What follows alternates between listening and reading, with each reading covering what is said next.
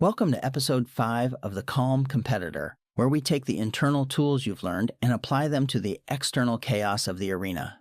Today, we'll explore how mindfulness and body scanning allow you to deliberately intervene in your body's stress feedback loop without losing your competitive edge. The noise your body learns to ignore. Picture a locker room 10 minutes before tip-off. The fluorescent light flickers slightly above the second row of lockers, the one that's been flickering all season. Shoes squeak on concrete. Somewhere behind you, tape tears off a roll in short, hard rips. Your coach is talking, but you are not entirely hearing her because inside your chest, something is running at a frequency that has nothing to do with basketball. Your heart is fast. Your palms are slick. The back of your neck feels like it's buzzing. You know what comes next. You will walk out there, and the ball will come to you in the first 30 seconds, and you will remember the last time that happened. The turnover, the look on your teammate's face, the way the other team's bench erupted. It plays on a loop. Here's the thing. That loop isn't a personality flaw. It isn't weakness or distraction or poor focus. It is a mechanism, a real physical system doing exactly what it was built to do. And understanding what that system is and why it was never designed for a gymnasium is the first step to working with it instead of inside it. Most people, if you ask them to explain what happens when they get nervous, would say something like, your brain notices danger, sends a signal, your heart speeds up, your palms sweat. And that's roughly correct. The system is called the autonomic nervous system, the part of your nervous system that runs without your conscious input. You don't decide to speed up your heart before a free throw any more than you decide to digest your lunch. The autonomic system handles both of those for you in the background constantly. Within that system, there are two modes. One is called the sympathetic branch, sometimes called the fight or flight response. When it activates, your heart rate climbs. Blood flow shifts toward your large muscles, your pupils widen, your digestion slows, your breath gets shallow and fast. The body is preparing for something physically demanding and possibly dangerous. The other mode is called the parasympathetic branch, sometimes called rest and digest. Heart rate slows, breathing deepens. Blood returns to your organs. Your digestive system resumes. You can think more clearly, process more carefully, access more of your memory. Most people understand this as a simple switch. Threat appears, sympathetic turns on. Threat disappears, parasympathetic turns back on. And it almost works. The problem is that your nervous system cannot tell the difference between a predator and a point guard.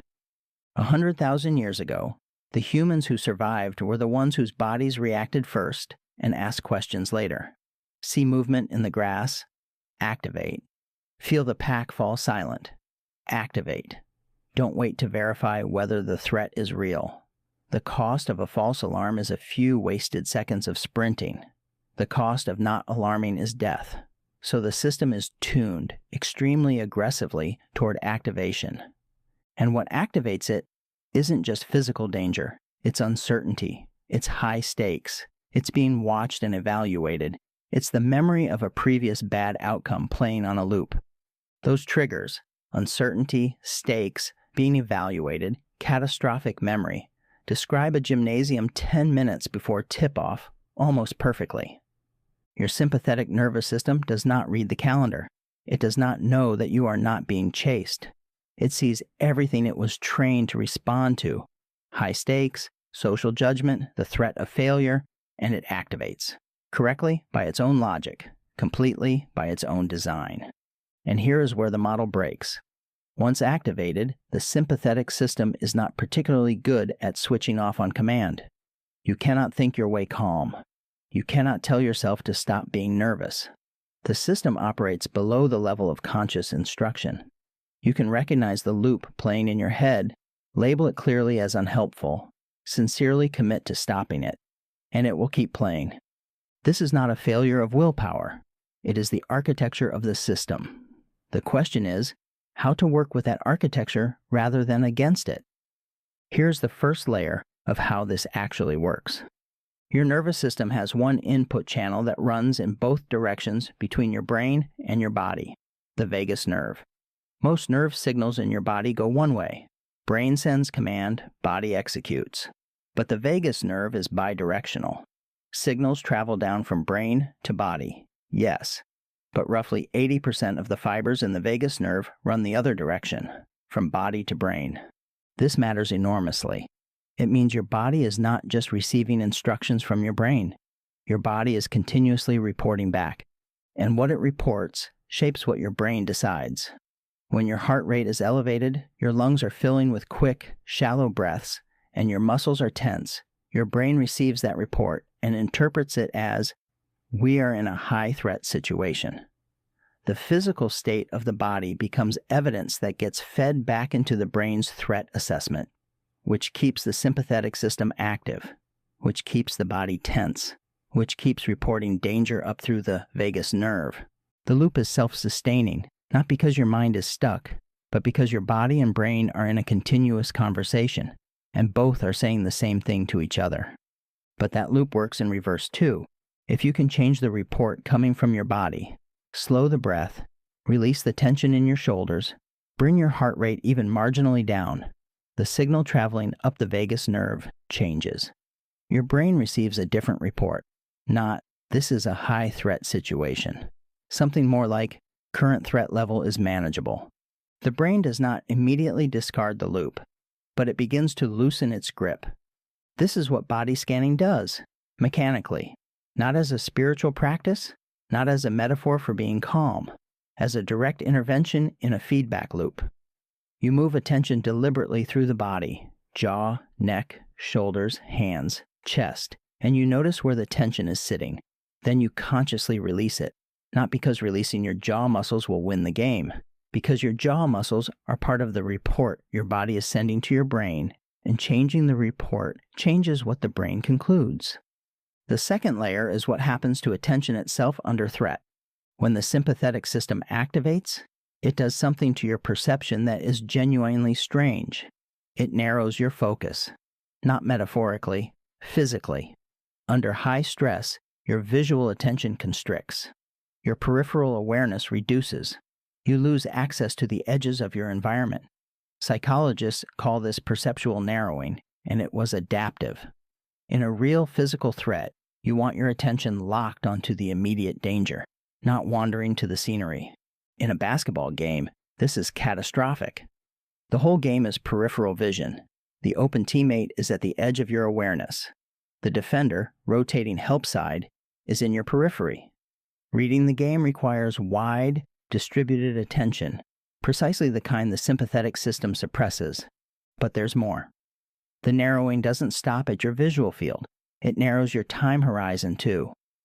Under acute stress, your brain is almost entirely oriented to the immediate present, the last mistake, the next possession. The ability to hold a longer time frame, to think strategically across multiple sequences, to stay connected to the whole arc of the game, requires a calmer nervous system. Here's where mindfulness training does something unusual. Mindfulness, in the specific sense of deliberately practicing sustained attention on the present moment, turns out to be a form of nervous system regulation. Not because being present is a pleasant feeling, but because the act of deliberately orienting attention requires the parasympathetic system to engage. Attention itself has a physical cost. Focused, deliberate attention, not reactive scrambling but chosen attention, runs on a different circuit than threat response does. Training that circuit is what meditation practice actually trains. You sit, you breathe, your mind wanders to a worry, and you notice the wandering and return. That return, that small, quiet act of choosing where your attention goes, is the repetition that builds the system. A person who has done that repetition 1,000 times has something that matters in that locker room. Not the ability to stop feeling nervous, the ability to notice the loop, return attention to the present moment, and keep doing that as many times as needed. The skill is the returning, not the absence of the wandering. Two things are true at once now, and it's worth letting them sit side by side. The sympathetic system activated because it was doing its job.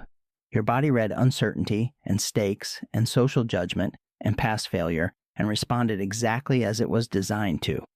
That response is not a problem to eliminate. It is information. This matters to you. The elevated heart rate is not malfunction, it is the physical expression of caring. And the system does not have to run unchecked. Because the loop is a loop, not a one-way command. Because the vagus nerve carries reports upward as well as commands downward. Because changing the tension in your shoulders changes what your brain hears from your body. Because training attention is training a physical circuit, and that circuit, once trained, can work even under activation.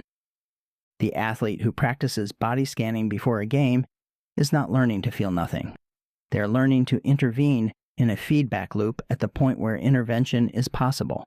The body's report, not the brain's conclusion. That changes what the word calm means. Not the absence of activation, not silence where the loop was. Something more like, the loop is playing, and I am also here, noticing it, releasing my jaw, returning my attention to this exact moment. The squeak of shoes on concrete, the weight of the ball in my hands, the sound of my own breath. You walk out of that locker room carrying a nervous system that's still elevated. It will not be otherwise until the game starts and the body has something physical to do with all that activation. But something is different, not the noise. Your relationship to the noise. The fluorescent light is still flickering above the second row, but you are not in the flickering light, you are watching it. Small difference. The whole game. The ball will come to you in the first 30 seconds. You will feel the loop start, and you will do something almost invisible. Take one breath deep enough to be felt. Notice where the tension lives in your body, and release it. Not to feel calm, to change the report, to keep the conversation between body and brain from saying only one thing. The system is not broken. It was never designed for gymnasiums. And now, for the first time, you know how to talk back. Once you can quiet the physical noise, the next challenge is keeping your mind from overthinking the task at hand. In episode 6, we'll discover why focusing too hard on winning is actually the fastest way to choke under pressure.